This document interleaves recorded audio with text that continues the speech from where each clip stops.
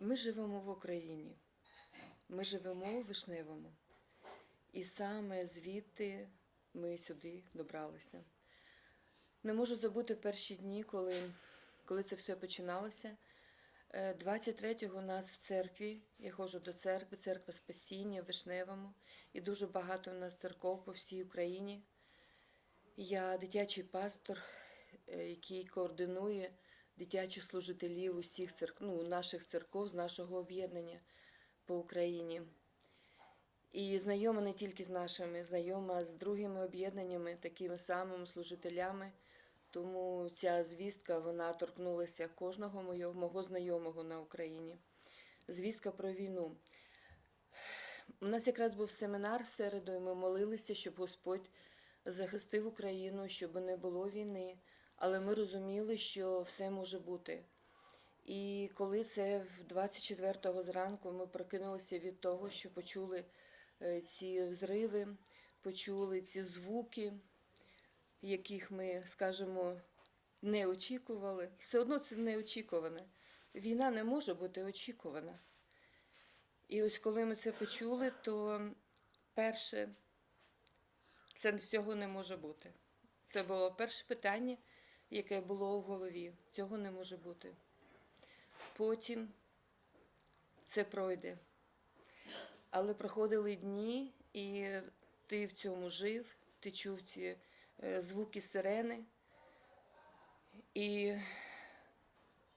взагалі всередині був такий неспокій і переживання. Це були перші дні, коли ти просто не знав, що казати, не знав, що говорити.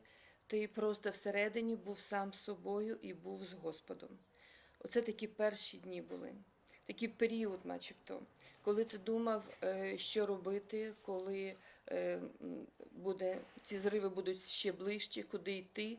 Ти вже став дивитися, питати всіх своїх, кого діти, щоб їм допомогти. Ти вже втручався вже головою, своїми мозками, вже думав про те, як вже допомогти іншому, кого є діти, бо в мене вже дорослі діти.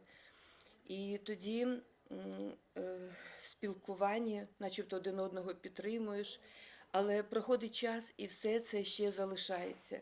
І поступово ти вже приходиш в реалії цього життя, ти вже бачиш ці реалії цього життя під час війни. Чуєш чутки, чуєш де, що проходить вже новини, вони в тебе кожен день, навіть більше, ніж Біблія, це перші дні. Потім ти розумієш, що тільки Господь може дати перемогу. Тому що це неймовірно, Україна вона маленька, а Росія вона велика. І це зовсім нелогічно, це як Давид і Голіаф. І тому ти розумієш, що тут тільки Боже може втручання, яке дасть перемогу Україні, бо ми ні до кого не йшли на чужу землю, це до нас прийшли. І тоді починаються думки, що ти починаєш більше уповати на Господа. І тоді починаєш далі всіх підтримувати.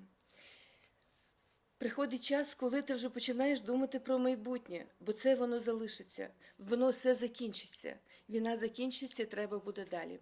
Мені дуже приємно, що наш регіон дитячий, він і далі продовжував служити в ці часи, служити і дітям, і мамам, і дорослим.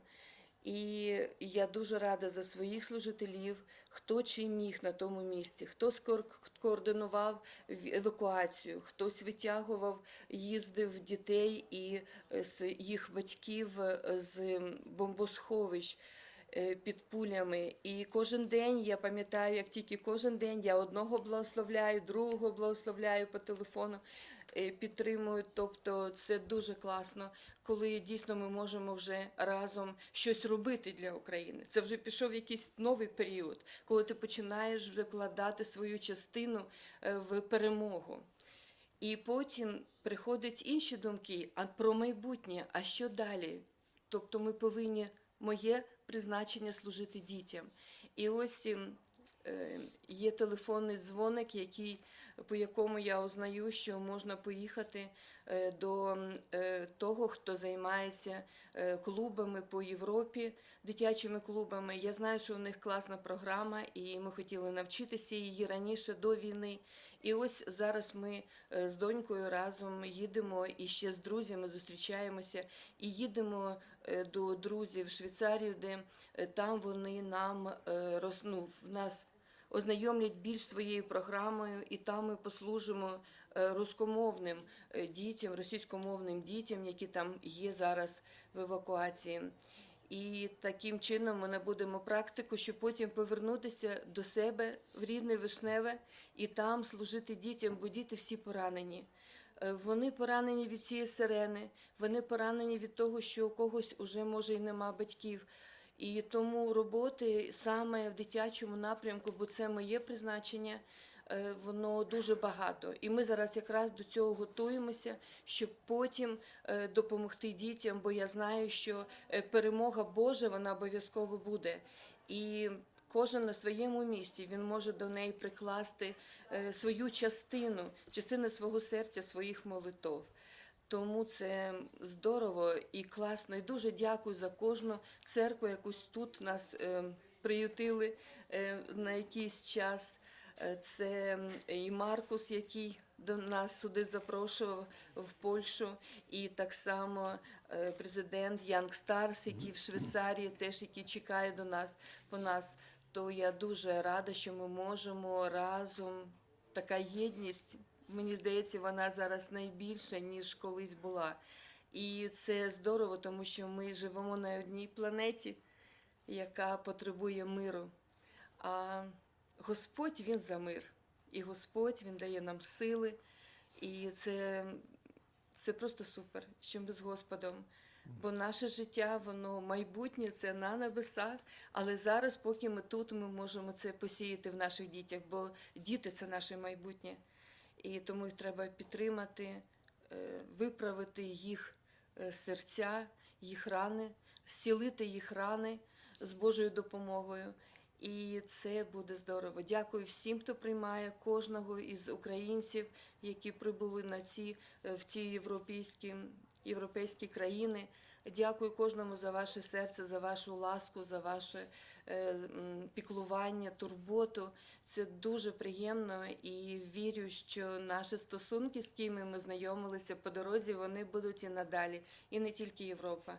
Ми познайомилися з того, хто приїхав з Канади, і теж допомагати. Тому світ зараз став, мені здається, що чим більше ми бачимо прояв жорстокості, тим друга половина світу, вона тим більш добріша.